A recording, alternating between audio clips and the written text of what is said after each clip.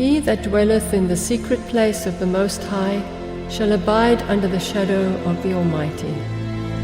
I will say of the Lord, He is my refuge and my fortress, my God, in Him will I trust.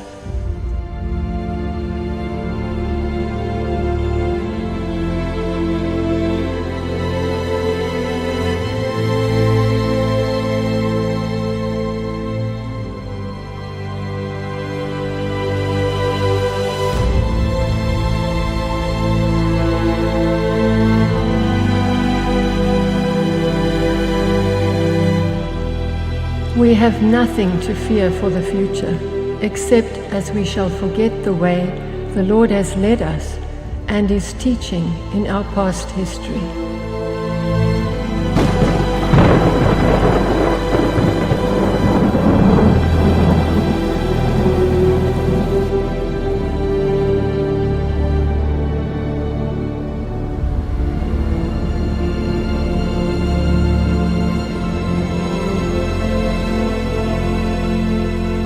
This is Sam. We call him Sam because we don't know whether he's a Samantha or whether he's a Samuel. And that will be decided when he lays an egg or not. So for the moment, he's just Sam.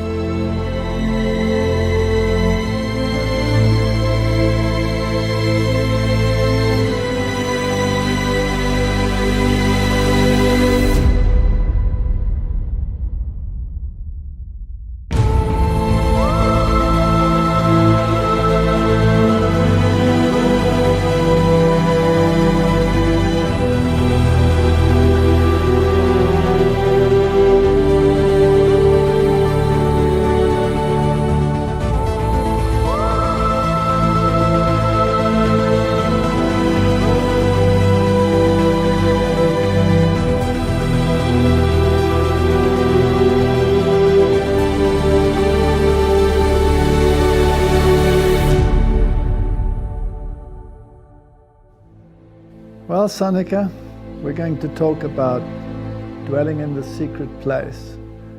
And the question is, why did you even write it? But we'll come to that.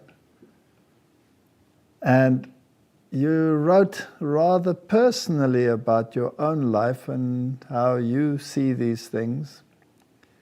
And, well, let's say we opened up our soul a little bit. Mm-hmm. And you started off with your childhood, and you wrote it very carefully. And the idea in this whole book was not to accuse people, but just to tell a story, and to also try and bring across how God changes people, and that the road, just like in Bunyan's book, mm-hmm. is not always an easy one, eh? It's not always an easy road. And some people might think, well, if it's so hard, then I'm going to give up. And especially if those that you think will treat you in a Christian way don't always do that, some people might think, well, why do you take it? Why don't you just leave? And I think you get to the point then where Jesus was when he spoke to all of those people, and they said, this is a hard teaching, who can bear it? And many of them turned and left him.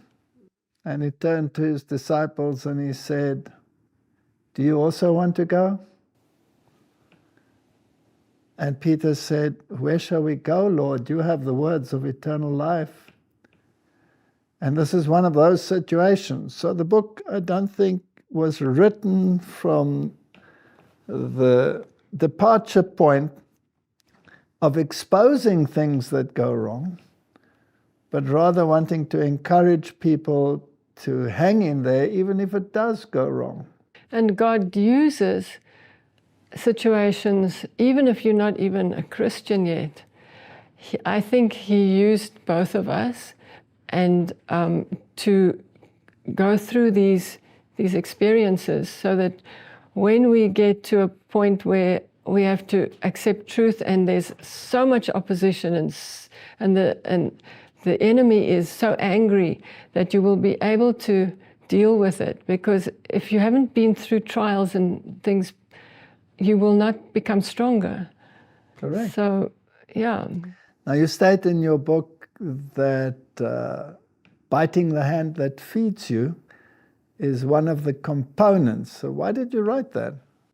Well, when you're young, you're innocent, and you think everything is beautiful. You don't realize that there's an enemy. You don't realize that there's danger. And that's why God also says in the Bible, he says, lest you become like little children, you cannot see the kingdom of heaven. So you need to be innocent in that way, but it will bite you if you don't understand that there's an enemy, and that you will one day, somebody will hurt you, and that you will be. So you started your story and the life story with the hand, biting the hand that feeds you. You're trying to help someone and it backfires on you. In your whole life, you're learning step by step that you have to be very careful whom you trust and what the enemy has in store for you. Yes, it's a very, very intricate situation, and particularly because people are involved.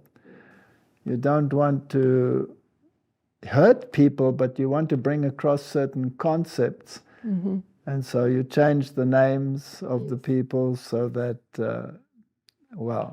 I guess if they read it, they can probably recognize themselves. Yes, but the purpose of the book was not to, as you said, accuse people. It was to show how God uses people to shape us.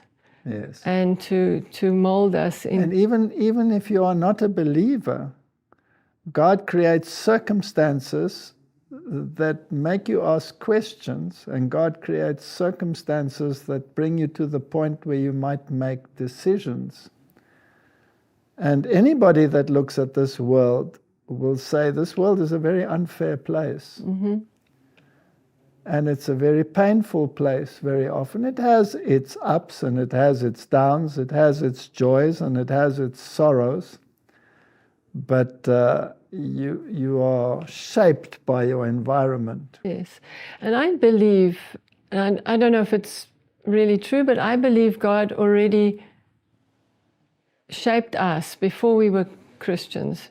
He brought us through all these trials with your background, my background, and he actually, I think he planned us to be together, because it doesn't just happen by chance.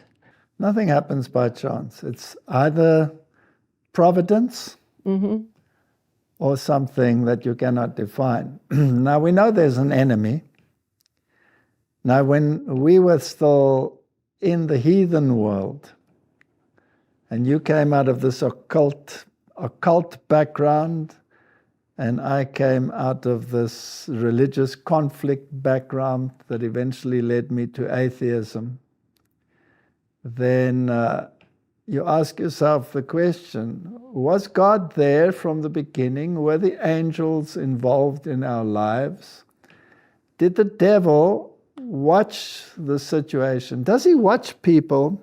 And does he draw conclusions, perhaps, by what is happening behind the scenes that we cannot see? And does he target some people more than others? Mm-hmm. These are questions that pop up in the mind. Every person has an angel watching over him. So I assume that Satan knows something that we can't see. He assumes something. He assumes something, yes. Now you tell in your story, you say that you were the only child that didn't go to church on Sundays, and I know why, because your parents had a major problem with the churches. They were into occultism, or your father in particular. Yeah, and my mother was raised in a Christian home, and she wasn't very comfortable with a Christian lifestyle. And so she went into the world, and anything goes when you're in the world. You know, you accept anything. And my father, the same thing. He was also raised very strictly as a Christian. But the two of them decided they would explore anything else but the Bible. And so but your father actually did explore the Bible, but he explored it from another angle. Yes, he believed that everything is misinterpreted in the Bible, and that there's a lot of spiritualistic things in the Bible. And he was looking for an esoteric truth. Yes. In something that is actually written as an absolute truth. Yes. And so he told us not to go to church. He said they will lie to you, they will deceive you. But I had this longing to know what is in a church, because my friends were all Christian, and I thought to myself, now why is God locked up in a church? At one stage I went from church to church during the day, and I tried to find out what's in the church, but they were all locked. How old were you? I was probably about 10, around there. And then everything was locked, and I said to myself, why is God locked up in a church? How good can he be to the world if he's up in there in a church? And so it just shows you how little knowledge I had about God. And then I found this little chapel. It was a little stone chapel that was open. And I actually went inside, and I said, wow, this is... My life was hard. I had a tough life as a child. And yes, I'm a little bit emotional. Now I know that you had a tough life. And I know the circumstances because you told me. Yeah. But yes, it's a rather sad story. But you told the story without telling the story. Yes. Because you don't want to hurt people. Yes. So you tried to find refuge with a God that you didn't know. Yes. And all your classmates and all your school friends, they were all church going, but it was customary in South Africa for everybody to go to church. Yes. Of course you went to church. It was the thing to do, and you were the odd one out, so you were really in the minority, and you probably had some peer pressure. Yes, there was a lot of peer pressure because my grandmother sent me a beautiful Bible. Now, she was very religious. And I took this Bible. It was a thick Bible with golden letters, and I took it to my teacher, and I showed her. And she said, yeah, that's nice, whatever. So I put it in the desk, and after break, it was gone. Somebody had stolen it. And yes, whatever move I tried to make towards God was almost like there was a wall every time.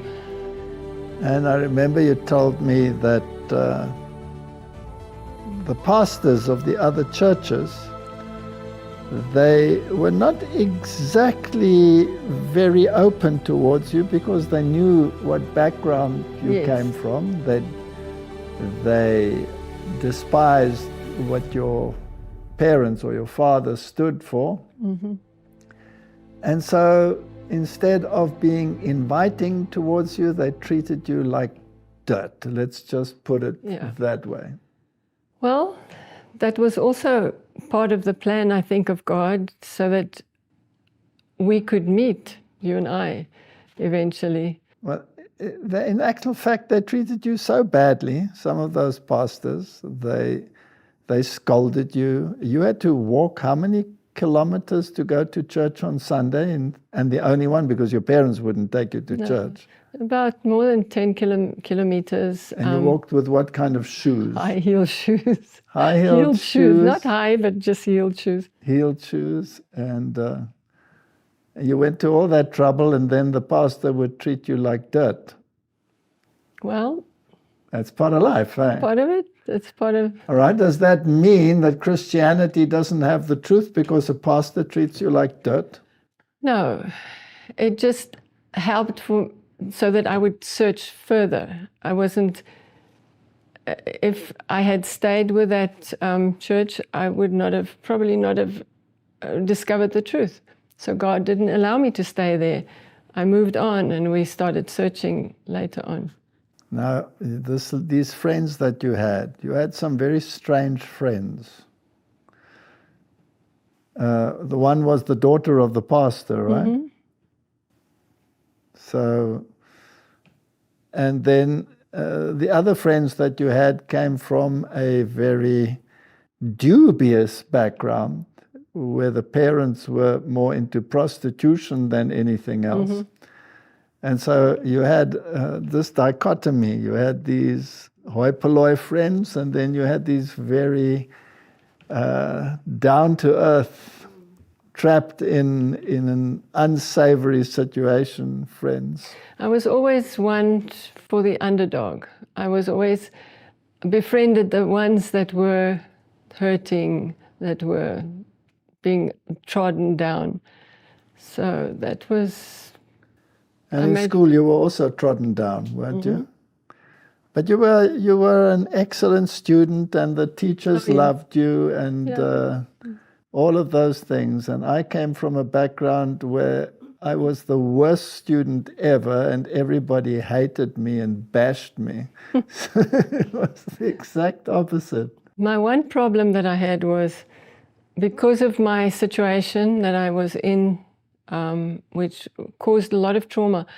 And it's very well known that a trauma can cause a person to lose their ability to speak. And so I lost my ability to speak. And my father sent me to Scientology. Now, the interesting thing is, through circumstances, we met, right? Because your brother and I were roommates at the university. Mm-hmm. And I had a stepmother where I wasn't very welcome at home. And so in university vacations, I normally worked and slept somewhere with a relative. I didn't go home. And if I did ever go home, my life was made so miserable that it was impossible to live under those circumstances. So on one occasion, your brother said to me, "What are you going to do?" And I said, "I don't know. I'm not going home. I don't know where to go." So he said, "Well, come with me." And so I popped up with your brother at your home, and I met you. How old were you when I met you the first time? I was 15, and I was 15, and I was already 21 or something like that.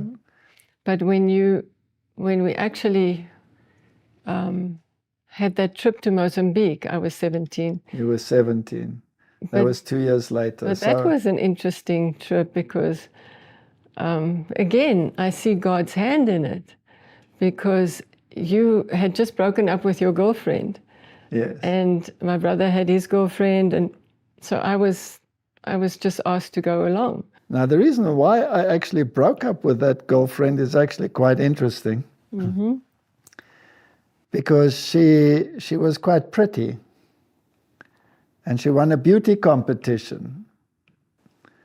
She became Miss of a certain district in the country. And this, of course, brought a lot of attention her way. And her whole personality changed overnight. Mm. Is it possible that something like that, winning a beauty competition, can change your personality so that everything that you value falls apart? It's possible, Sure. And we have to be careful that... So God wants a humble and a quiet spirit, and as soon as that humility disappears. So I couldn't live with that changed individual. It was very hard for me to accept that you can't live under those circumstances. You have no faith in a person being faithful, for example, especially if they revel in that situation. And under those circumstances, we were all planning to go on a trip to Mozambique, your brother and his girlfriend, and I was going to tag along because the one that was going to go with me was no longer going to go with me. And, you know, 2 is company, 3 is a crowd. What was I going to do there? It was a very uncomfortable situation. But we had already financed it, and I'd already promised. I had a car, so how were they going to do this if I didn't, make it possible? And there you were 17 years old. And we decided, okay, you can come along. And we went to a tropical island. Yes.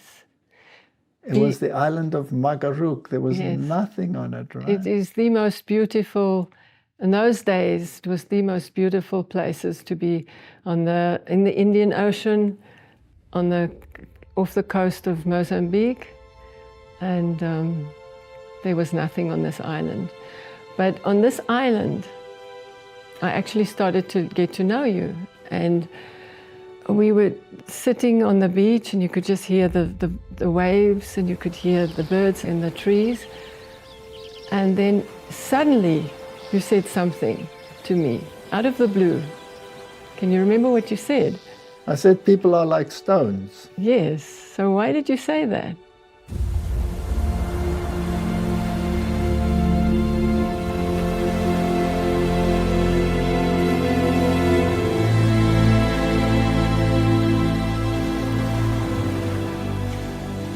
Surely the righteous shall give thanks unto thy name, the upright shall dwell in thy presence. And my people shall dwell in a peaceable habitation, and in sure dwellings, and in quiet resting places.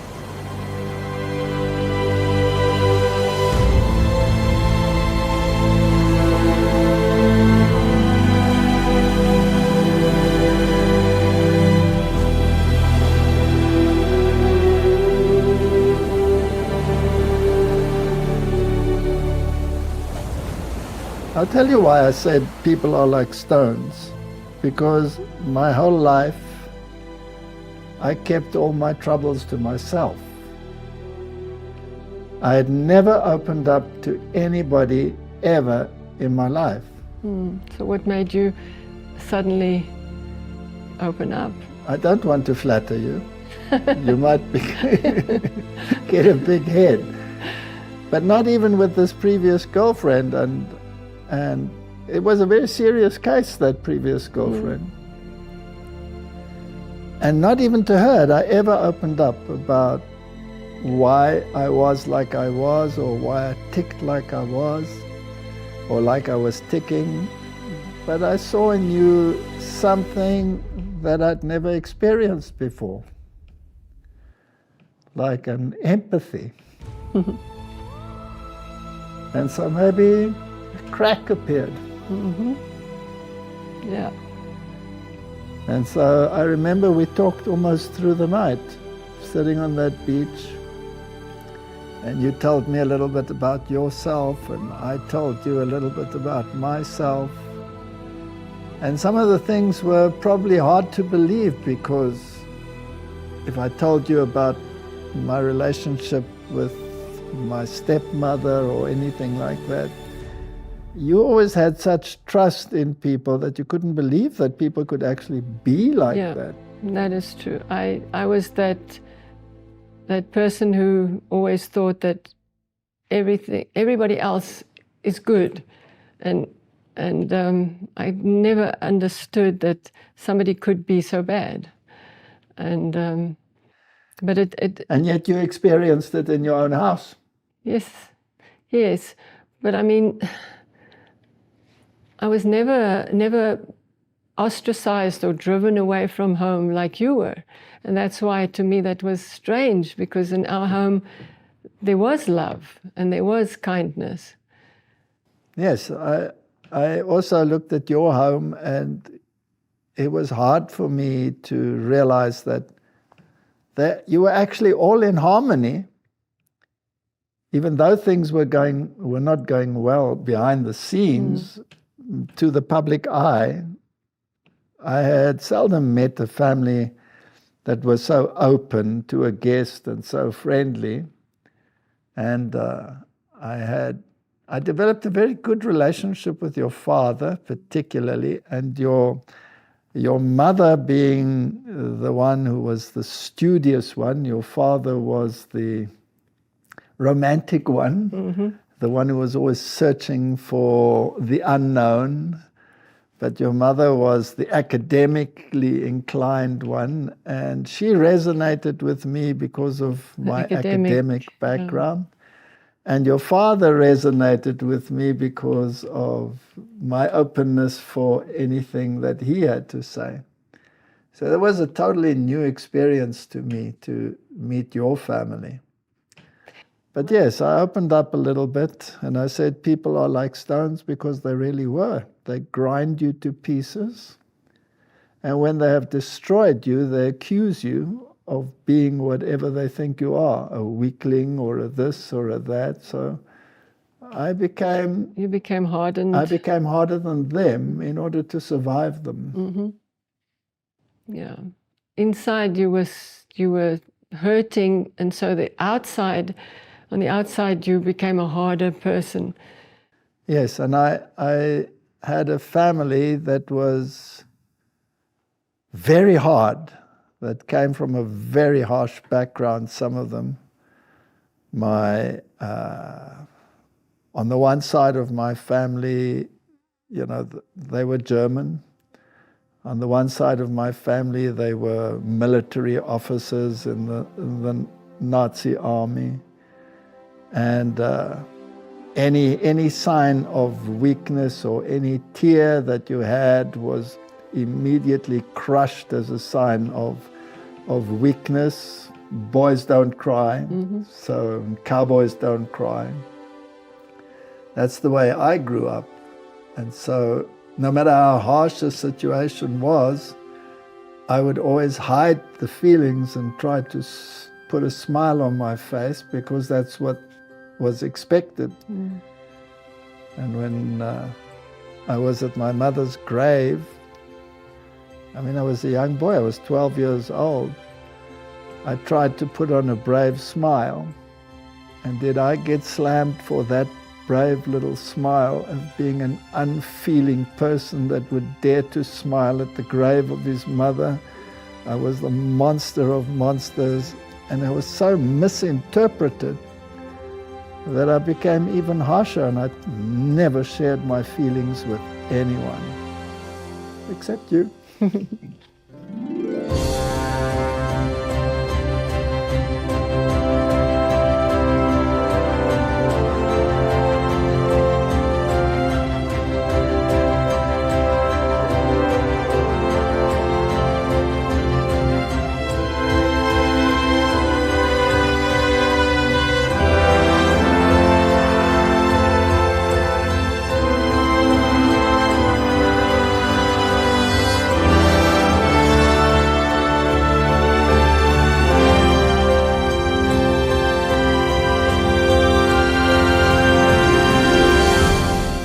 Can you remember what you told me about your father and the piano lessons?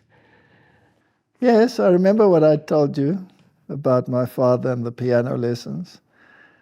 My mother tried to develop my softer attributes while she was still alive. I was very rebellious because she was very sick, and I had all of these problems with the church and with the Catholic Church that told me that she was not going to go to heaven because of her faith. But she always tried to bring out the softer side, and so she sent me secretly to piano classes. And I would probably not be the greatest musician ever. I always say when I get to heaven one day, Gabriel will supply me with a triangle and tell me when to go ping. But when I had mastered my first musical piece, my father came home from work and she wanted to surprise him. And so she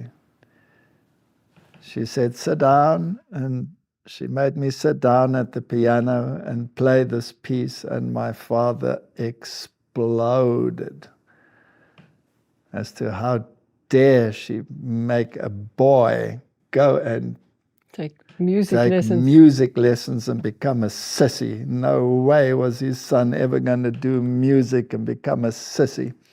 And that was the end of my musical career from that day on. I was probably about 10 years old or something like that. And yet you are very musical, you just don't know it. You have a good voice. I don't know whether I'm musical. One day in heaven maybe I'll pursue it, but now I will concentrate on other things. But I appreciated that you like music. Well, in any case, once you have opened up to a person, it creates a certain bond. And you had a certain background, which I don't think you shared with anybody ever, right? No. You never shared it with anybody. No. I think I'm the only one who really knows the whole story. And the whole story is not in the book. No. Because you cannot put it in a book. No. So God takes those people, and I think He has compassion. No, you're making me cry again. Yeah, give me one too. Yeah, He has compassion. He's a good God.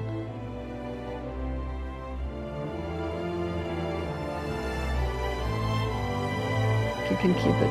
Keep it?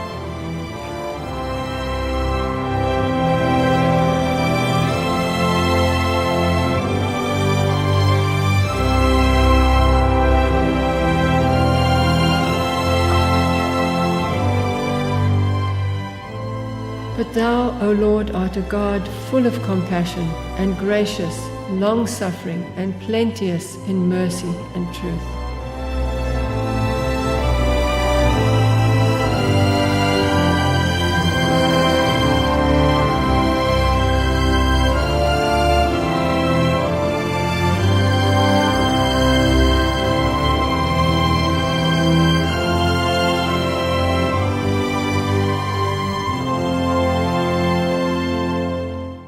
So after Mozambique, you went back to university, and I went back home, and I finished my final year at school. And we corresponded. Yes. I wrote copious letters. Yes, that's unusual for you. Do you still have those letters? No. They're all gone, right? Yes. It's just as well that they're gone. Well, I then decided to go to your university, and the next year. And that was far away, some 2,000 kilometers away from where you live. Yes. And I arrived on the station. It was, I think, 2 trains. I had to take a train to one place and then another train to where you were at the university. And it was a 3-day trip. So now, your parents never took you. All other parents made sure that their children arrived at their new locations, and you arrived all alone. That's the story of your life, right? My parents believed that a child should grow up independently, so they didn't want to nurture us too much. And got you into big trouble as a little girl, very often, right? Yes.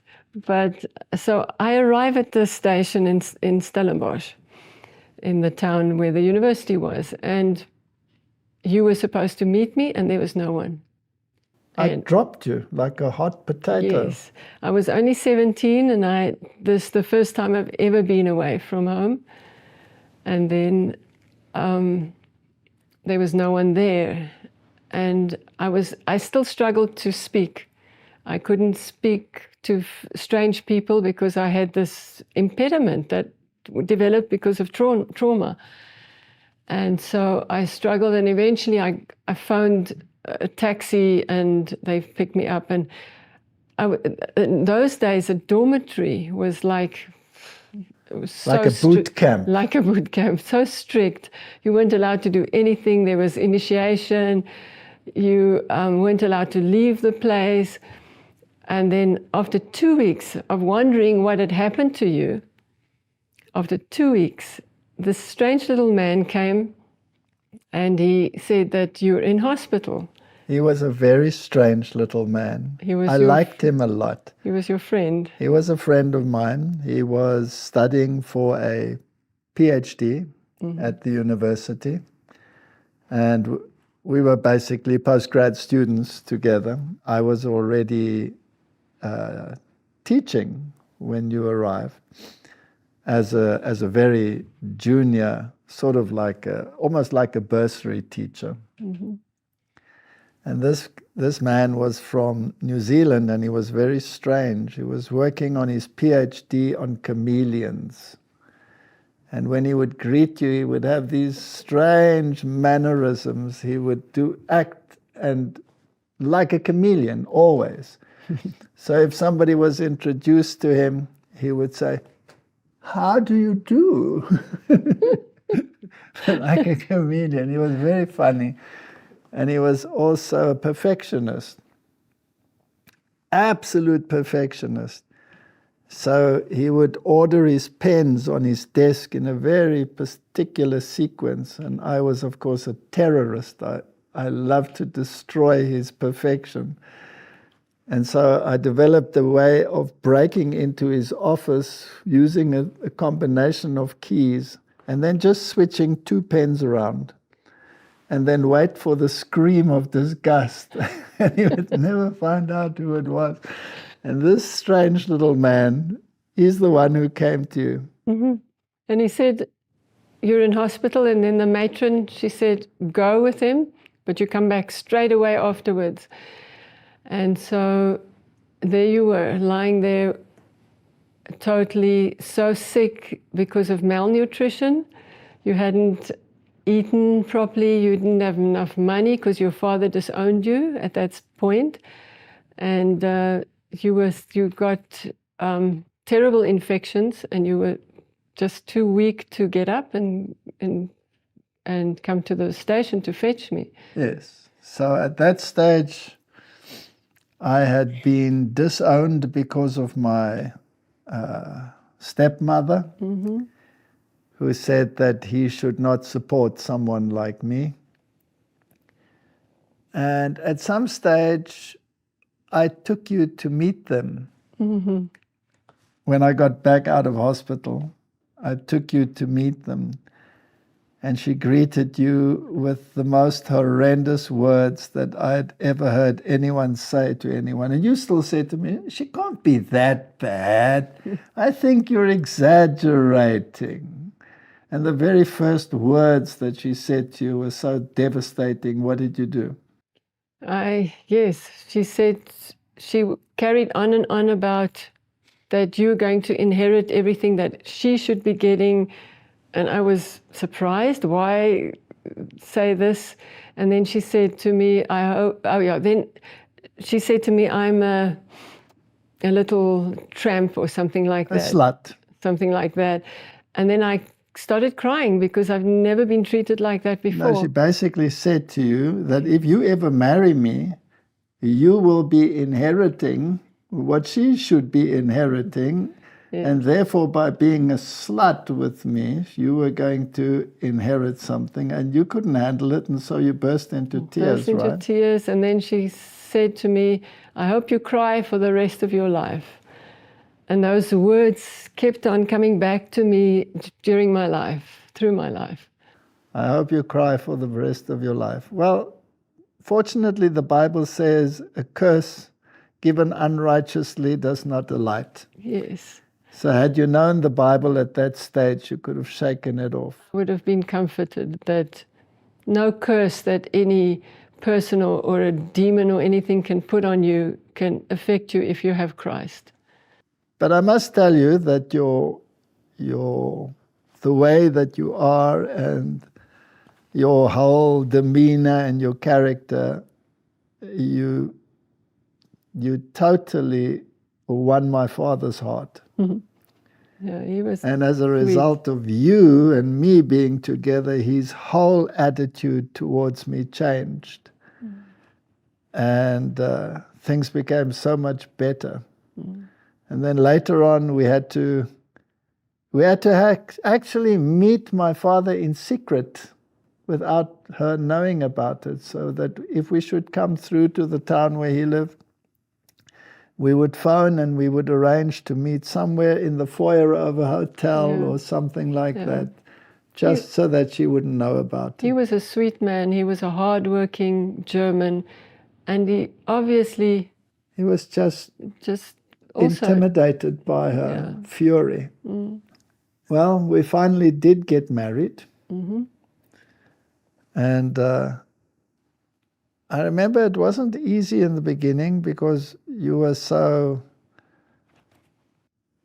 timid, and you couldn't speak when other people were present. And so I always knew exactly what you wanted to say or what you thought. And so when they asked you questions, I answered them. Yeah. And my colleagues and my friends, they always asked me, what's the matter with this girlfriend of yours? And why do you even stick to her? I mean, she doesn't speak and you always speak on her behalf. What's wrong with her? And I don't know how you handled that. How did you handle those academic friends, PhD students and all of them? How did you handle them? I was terrified of them. They scared me, and I couldn't even look at them. They were so arrogant and so hard. But yes. So how did you eventually actually learn to speak? Time heals. Time heals scars and things. But we got married, and we started a family, and then things started from a very good, it used to be very good, our situation, and then it started to deteriorate.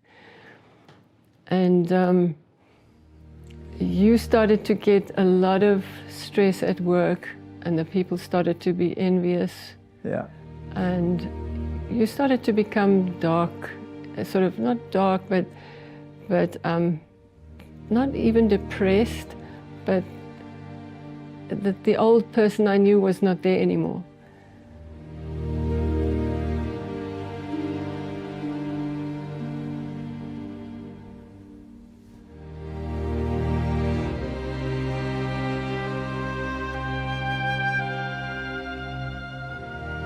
He shall call upon me, and I will answer him. I will be with him in trouble. I will deliver him and honor him.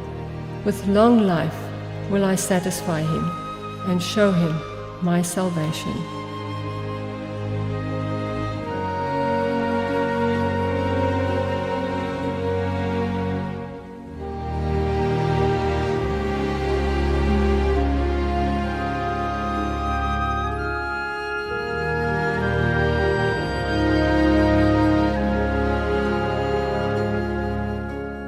What happened? I don't know what happened. I guess the pressure of university, the pressure of being the blue-eyed boy now in the university setup, and striving towards getting better positions. And I was an atheist. There was no God to ever go to, and I guess life was just such that one develops a very hard shell. And when our first son was born, you remember that while you were pregnant, we were living in a house and all kinds of occult things happened that you explained in the story, in this haunted house.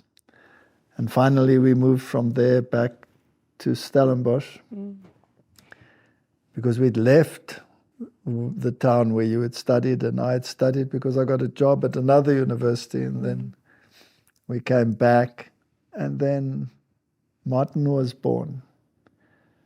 And at that stage we lived in a derelict little farm cottage, which was a laborer's cottage. And it had cracks in it that you could put your entire arm through the wall. And the winters in the Cape were very harsh. And it was up in the mountains and everything was full of snow. And it was cold. And it's all that we could afford at that stage. And when he was born, you lost a lot of blood. And we found out that you really have a problem with the coagulation of your blood. You are what one would call a bleeder. And you'd lost so much blood, and there was nobody to help you. My stepmother would never have helped you. My father lived in another town.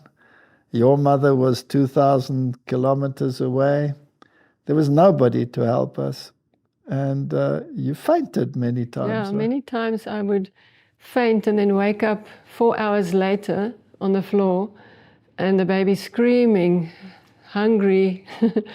And then I would feed the baby and then I would faint again and wake up a few hours later again. So. And I had to be at the university. Yeah. But at that time, it was a hard time for us because riots started. That was a very bad time, and we moved back to town, and because it was dangerous for me. But then things got better financially eventually, and we moved from that into a little semi-detached house. And my father helped us at that stage again, so he had softened so that we could actually afford a little semi-detached house that we were paying off. And our daughter was born there. And then we moved to a new house. We sold that one and built a new one. And then the third child was born. And then the third child was born. And that was Robert. And at that stage, my father was going through divorce with my mother, and so he came to live with us. And that's when a lot of things happened as well. A lot of occult things, which you describe in the book. If you dabble in occultism, then your life becomes darkness. Yeah. And there's no way out. You are trapped. So I actually feel sorry for people that are deeply involved in occultism. They have this constant feeling that they are moving to a higher plane, but they are trapped in something which takes all joy out of life. And you can see these people, very often people in very high circles moving in these occult environments that eventually many of them commit suicide. And especially at the university, the academic people are mostly non-Christian, and mostly they dabble in occultism and spiritism. Yes, I remember that one of the lecturers there with which we were very well acquainted was actually a high priest in the Church of Satan. Yes. So these are actually realities that take place. And all of these occult things, I mean, what happened with Robert was just inexplicable. And you tell the story in the book. And how we eventually, through this, went back to the Roman Catholic Church to try and find some exorcism to relieve the problem. Now, it didn't go back to the church because you believed in God. No. You went back to the church because it was like going to the chemist, finding a cure for your pain, not because you wanted a relationship with God. But isn't that so well planned by Satan to bring this calamity upon us, and then he brings the remedy, the Catholic Church. And yes. So and then there's this peace and this quiet. Yes. And then your conscience starts working on you, and you say, well, I'm an atheist. How do I deal with this situation? Is this fair to accept the cure without acknowledging the one who brought about the cure? Mm-hmm. So what do you do? And then that exorcist that we met, you don't mention his name, you change his name in the book. Yes. And I went to drive to go and fetch him at the convent. And when I met him, he told me what was happening in my house with me not having told him anything. That literally blew my socks off. That took the carpet right from underneath me, and someone who's... And you thought that they have some power that you don't know of. It was like, it was drawing you in a way. Yes, it was drawing me, because I have this up and down philosophy as a scientist. There must be cause and there must be effect, and there must be laws of thermodynamics, and all of these things fell outside of those laws. Mm. And you couldn't deny the existence of the supernatural. Mm-hmm. Remember when we played Ouija board? Yeah. We built our own little Ouija board. Remember when we put our fingers on that glass and how it spelled out, go to hell? And what happened to the glass then? Shut off. It just shut off. And there was no way that we had anything to do with that. Mm. And the hairs on the back of your head go up, and you think, what happened now? And then you realize that there's something supernatural. And from that day on, our life was hell. Mm-hmm. Absolute hell, because you had opened a door to a demonic presence in your house. Yeah. But you don't know that it's a demonic presence. You think it's you. In fact, we thought it was departed spirits. You wanted to speak to your mother. You had a longing to see your mother again, to speak to her. And so we thought this was a way to speak to her again.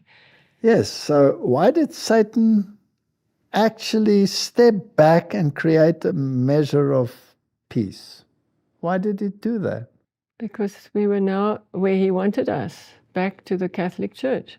There's a statement in the Spirit of Prophecy where she writes, Satan gives those that are chained to his chariot a measure of peace. But tug on the chain, and you will experience something that you never, ever imagined. Mm-hmm. So what he wanted to do, I believe, was to settle us in the belief that the occult world and the church and all of them belong together. He doesn't mind if you are attached to the lie. Whatever that lie is, whether you believe in Satanism, whether you believe in good and bad spirits, white magic, black magic, he doesn't mind that. He doesn't mind if you are in a formal religion. He doesn't mind if you bow down your knee when the bell rings, when you say a chant when the smoke goes. But if you have a personal relationship with God, that freaks him out. And if you study the Bible. If you study the Bible. Do you remember what happened to Robert when we picked up the Bible? Yes. What happened? Robert was very restless as soon as we picked up the Bible to study, and then one day he broke a glass bottle and he walked all over it, And he nearly severed his big toe, and we rushed off to hospital again to have his toe sewn on again. Yes. Always chaos when we picked up the Bible. Surely he shall deliver thee from the snare of the fowler and from the noisome pestilence. He shall cover thee with his feathers, and under his wings shalt thou trust. His truth shall be thy shield and buckler. Thou shalt not be afraid for the terror by night, nor for the arrow that flieth by day, nor for the pestilence that walketh in darkness, nor for the destruction that wasteth at noonday. 1,000 shall fall at thy side, and 10,000 at thy right hand, but it shall not come nigh thee.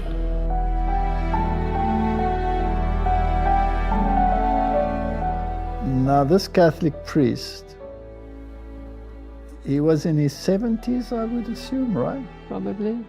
He was about 70. And he had this very calm demeanor. Dignified. Very dignified.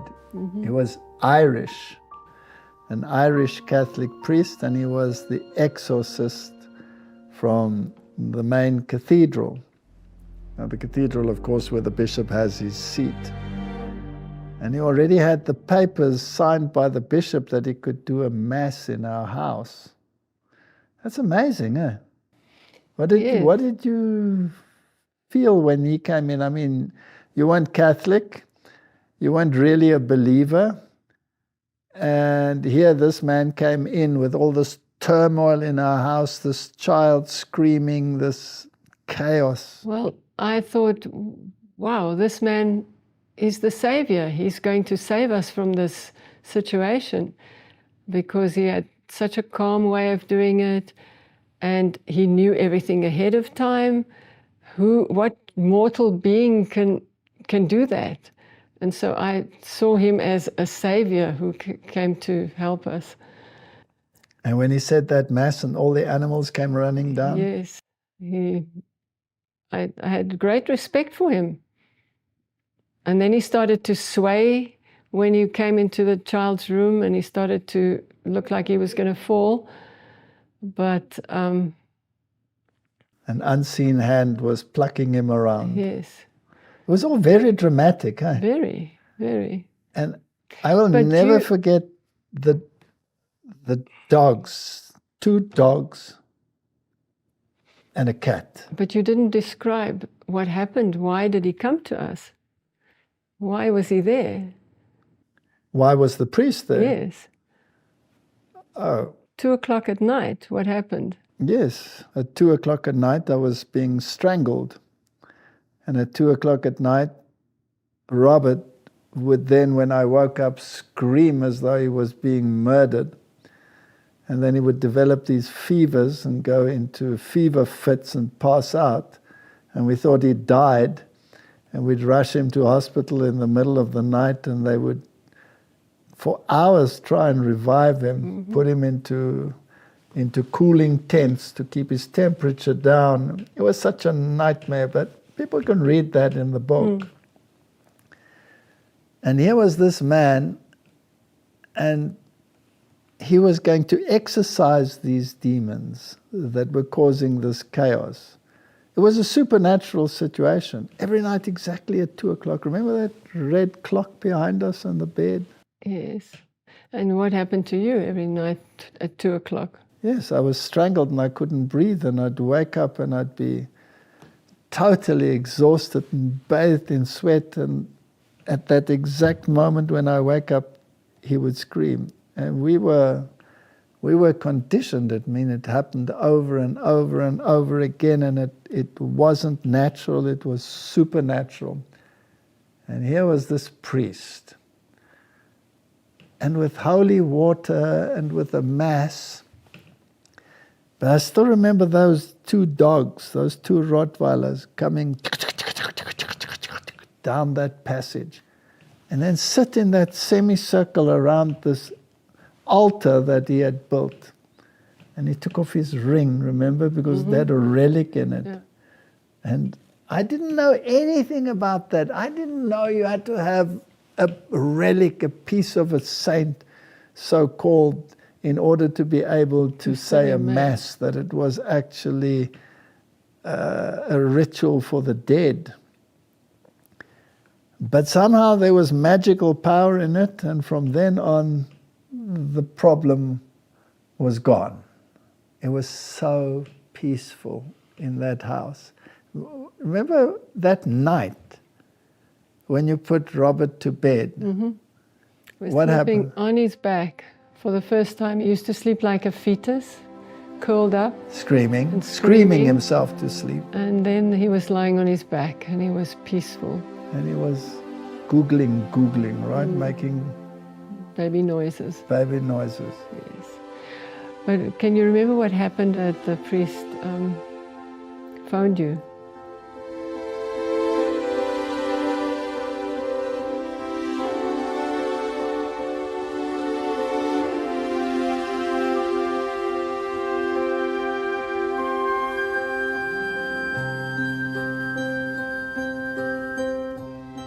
In the way that leads to the city of God, there are no difficulties which those who trust in Him may not overcome. There are no dangers which they may not escape. There is not a sorrow, not a grievance, not a human weakness for which He has not provided a remedy.